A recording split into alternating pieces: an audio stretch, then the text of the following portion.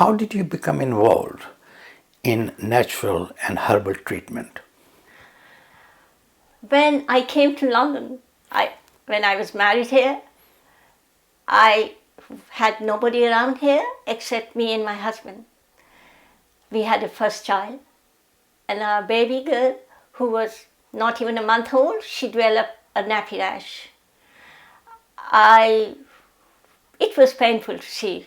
It was painful to see, and I felt very helpless. I took her to doctor. They gave her medicine. I put it on her bottom, but it had an allergic reaction. My child started oozing, blood started coming, she started crying. It was very sad. It caused lots of stress between me and my husband. But that was that. From that day onward, I promised myself, I will not let any child suffer like this. It was very painful. I would never let any mother go through what I have gone through. It was painful. I have my mother who comes from Hunza Valley, where lots of medicinal plants are there. People use herb for any kind of problems. I used to see my mother using them all the time. I wrote a letter meanwhile to my mom. Communication was very difficult those days. Her answer came and she said, do not worry, take it easy, take her nappy off, let the air go. Air will take care of the skin. I did that. In few days my child got better. But still, I had made up my mind that I am going to do something about it. When she was 5 years old, I started going to school and college, Westminster University. I did my course in herbalism. I have 11 different diplomas, and then I started researching. I did aromatherapy. I also started mixing oils and using them. I believe in massage because massage is very good for circulation and your body. Now, I think we can go to the medical side, but in the meantime, you said something, your mother was from Hunza Valley. What was the background? My grandfather, my mother's father was in Hunza. He was at that time political agent and he was a Hakim of Hunza Valley. That time my mother was very young, and my grandfather, who taught all his daughters and all his children how to horseback ride, swimming, and how to use a rifle, because those are mountain areas and they were taught. Meanwhile, when he was there, Maulana Mohammad Ali Jauhar came from India, Rampur, and he met him. He saw my mother there and he asked my grandfather, who's this young lady? He says, my daughter, her name is Amna. She was a stunningly beautiful young lady. And she always used herb. I have never seen her using anything else. And that was fascinating. And then he got, somehow, asked my grandfather he would like his family to join as one family. They got married, my mom and dad. And that's how I became part of this family. And to be part of Maulana Mohammad Ali Jauhar family gives me a great pride. Maulana Mohammad Ali Jauhar was a prime figure for Indian independence, and then he became part of the history.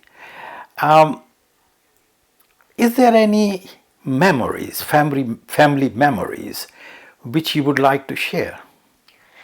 Yes, I remember when I was in school. This was history class, and the teacher, her name was Mrs. Magzan. She was teaching history, taking history lesson, and she came to the chapter where it's Ali Bradhan, and she started telling what all he did, what a great man he was, what a powerful speech he used to give, and how he fought for the rights. So I came home and I told my mother, you know, Mom, today we read about him. She said, yes, not just don't read and forget. Remember, it belongs to the family where you fight for your right, where you stand for your right, where you fight for the people, where you do not bend your head for wrong things, where you will always keep your head up and do not bargain on the wrong things. That's what she said. And I always remember. And I remember she told me to work hard in life and never give up. Never give up. And that's my part of my life. Maulana Mohammad Ali Jauhar, he came to England quite a few times. He was educated here. And then eventually, when he came for the Round Table Conference, after that, he died. He's buried in Masjid al-Aqsa in Jerusalem. How did that come about? Maulana Mohammad Ali Jauhar, when he came for Round Table Conference, he was very ill, very, very ill. He was very ill. And he was giving a speech in Round Table Conference, and he was saying, "Give me independence, or if I die, give me a place to bury." At that time, Mufti of Masjid Aqsa was here. He heard his speech. In the evening, as I was told, he went to see him. He said, "Muhammad Ali Jauhar, I promise you, I'll take you to you will be buried in Masjid Aqsa." And the reason why he took him, because in British Raj, when Masjid Aqsa was broken, the Mufti of that time sent some delegation to India, and they went to see Maulana Mohammad Ali Jauhar and asked him to raise some money to repair the mosque. And he and the other people raised the money and sent the person to repair that mosque. I was lucky enough, and I take pride in that few years ago I went to that place. I went to the place of my grandfather. I went and I said, "I am very proud of you, my grandfather. I am very proud of what you did, and I wish I follow your footsteps." And that's my aim in life. Whatever you do, do with the principle, do with passion, do right things and stand for them. Now, could you possibly give some examples of what sort of natural treatment you are interested and the benefits of those? Jonathan was the name of that family, and they were talking about their little boy who was about 9 years old. He said, they were saying, he cannot play football. They were very stressed out, and they were saying, he cries all the time. He likes to go on a playground. I said, "Excuse me, can I interrupt you?" They said, "Yes." I said, "I'm being nosy. Do you mind if you bring your son to me? I do work with oils and I massage, and maybe I can help you." They said, they were very fascinated. They said, "Yes." They came all the way down from Essex, and every weekend. And I work on this young boy for 3 months. And that 3 months got him back to football ground, got him back to his sports. And believe you me, it was the best day of my life. Have you been able to patent any? Thank you very much. 2 of my remedies has a British patent. One is called baby bottom oil, and other is acne treatment. It's spotless skin. They both have British patent. It took me a long struggle and hard work to do it, but it's been done. Earlier you were saying the use and the benefit of olive oil. Could you tell us something about that? There are 3 types of olive oil.